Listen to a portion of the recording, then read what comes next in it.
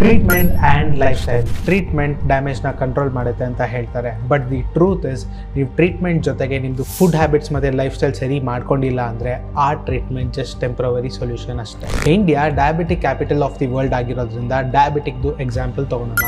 ನಮ್ಮ ಹೆಲ್ತ್ ಕ್ಲಬ್ಗೆ ಒಬ್ಬರು ಕಸ್ಟಮರ್ ಬರ್ತಿದ್ದಾರೆ, ತುಂಬ ವರ್ಷದಿಂದ ಇನ್ಸುಲಿನ್ ರೆಸಿಸ್ಟೆಂಟ್ ಆಗಿ ಡಯಾಬಿಟಿಕ್ ಆಗೋಗಿದ್ದಾರೆ ಮತ್ತು ಮೆಡಿಕೇಷನಲ್ಲಿ ಕೂಡ ಇದ್ದರು. ಅವರು ಫುಡ್ ಹ್ಯಾಬಿಟ್ಸ್ ಲೈಫ್ ಸ್ಟೈಲ್ ಸರಿ ಮಾಡ್ದೇ ಮೆಡಿಕೇಷನ್ ತೊಗೊತಾ ಇದ್ರು.